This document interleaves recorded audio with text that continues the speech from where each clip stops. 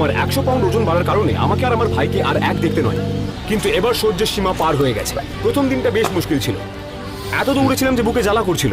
দ্বিতীয় দিনে আমাকে কেউ আটকাতে পারেনি, আমার শরীরের প্রত্যেকটা রন্ধ্র আমাকে থামতে বলছিল, কিন্তু আমি থামিনি। তৃতীয় দিনটা আরো মুশকিল ছিল, কারণ আমি জলের নিচে ব্যায়াম করছিলাম, কিন্তু তাও আমি থামিনি, কারণ প্রত্যেকটা রেপ আমাকে আরো এগিয়ে দিচ্ছিল আমার উদ্দেশ্যের দিকে।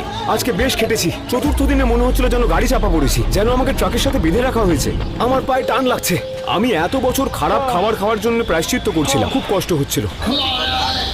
পঞ্চম দিনে আমার শরীর আর সহ্য করতে পারছিল না, আমি আবার খারাপ অভ্যেসে ফিরে গেলাম। তারপর অ্যালেন এসে আমাকে এগিয়ে যাওয়ার সাহস দিল। ষষ্ঠ দিনে আমি কষ্টটা একটু কম পাচ্ছিলাম। আমি আজকে 1000 ক্যালোরি পুড়িয়েছি, আমার কবজির জোর বেড়ে গেল। আমি বুঝতে পারলাম যে আমার বুকের ভেতরটা আর জ্বালা করছিল না, আর প্রথমবার আমার মনে হলো যে আমি হয়তো রোগা হতে পারবো।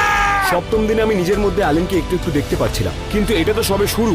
এখানে ক্লিক করে এটা দেখার জন্য যে আমি আমার 100 পাউন্ড ওজন কম করতে